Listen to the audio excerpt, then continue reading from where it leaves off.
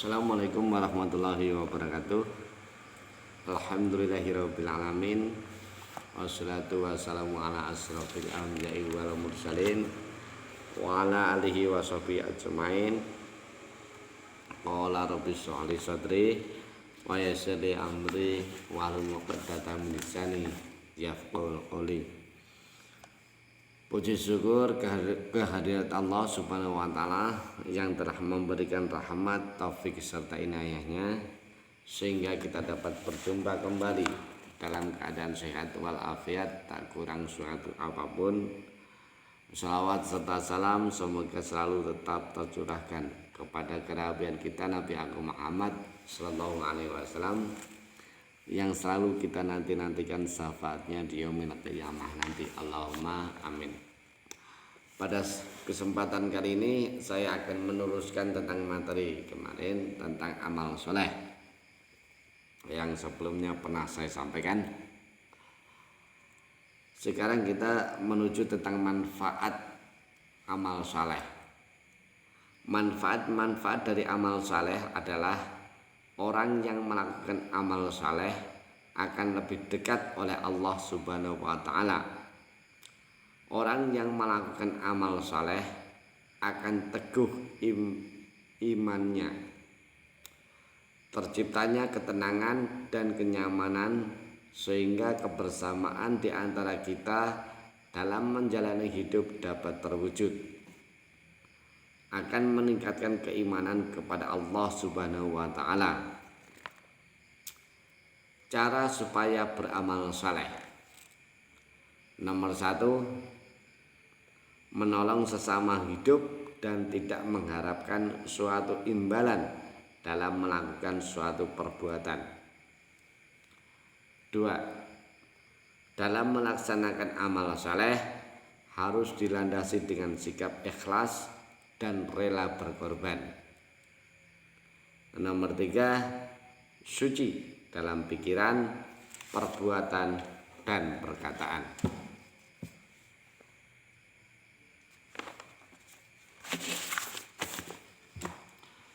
Bahaya jika tidak beramal saleh adalah orang-orang selalu ragu dalam mensikapi masalah ketentuan rezeki. Orang mempunyai teman untuk mencurahkan rahasia dan mengadukan permasalahannya kepadanya. Namun teman mereka itu tidak dapat menyimpan rahasia dan tidak mau saling menolong. Sibuk mengurus kesalahan orang lain atau disebut istihhalu biuyubil khalqi, mencari-cari dan membuka aib atau kesalahan orang lain, termasuk akhlak tercela yang merusak amal saleh yang telah diperbuat. Kemudian keras hati atau bisa yang disebut qaswatul qulub. Nah, kondisi keras hati akan menimpa seseorang mukmin jika dirinya tidak dapat menghindar sifat-sifat buruk seperti riya, takabur, dan hasud. Termasuk keras hati adalah tidak mau menerima kebenaran dan nasihat baik, cinta dunia atau hubud dunya, yakni menjadikan harta dan kedudukan atau hal duniawi seperti pujian dan popularitas sebagai tujuan, bukan sarana. Tidak punya rasa malu atau qillatul haya sehingga merasa ringan dan tanpa beban saja ia melanggar aturan Allah atau bermaksiat. Setiap mukmin pasti punya rasa malu, karena malu memang sebagian dari iman atau hadis. Jadi pengertian rasa malu itu dapat dicari dalam hadis Rasulullah Muhammad SAW. Apa sih malu? Ini malu itu adalah sebagian dari iman. Jadi kalau orang itu tidak mempunyai malu, berarti orang itu bisa dikatakan sudah tidak mempunyai iman. Utamanya malu kepada Allah Subhanahu wa taala. Rasa malu akan mendorong perbuatan baik.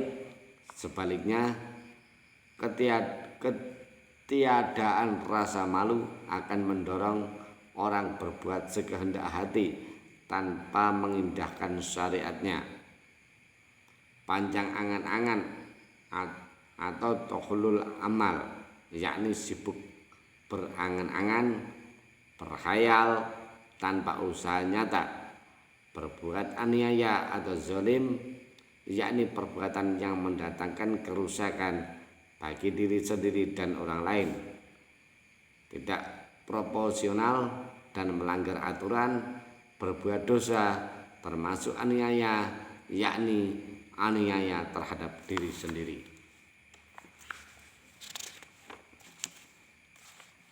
Nah, sekarang kita ambil tentang kesimpulannya. Ada 3 hal pokok yang harus diperhatikan dalam pelaksanaan keadilan. Adalah Allah Subhanahu wa taala selalu mengawasi tindakan atau perbuatan manusia. Allah juga melarang umatnya berbuat sewenang-wenang yang tidak disenangi, dan Allah memerintahkan umatnya untuk berbuat adil dan beramal saleh kepada sesama manusia, karena hal itu akan mendekatkan diri kepada ketakwaan. Ketika perbuatan itu sangat berguna bagi pribadi, keluarga, kelompok, dan manusia secara keseluruhan. Nah,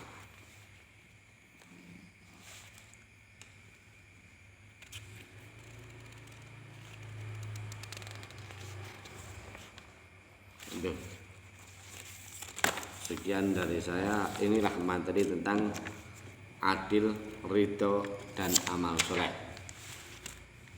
Jangan lupa like, komen, dan subscribe agar channel saya terus berkembang dan bisa bermanfaat bagi kita semua. Akhirul kalam, saya mohon maaf. Saya akhiri billahi taufiq wal hidayah. Wassalamualaikum warahmatullahi wabarakatuh.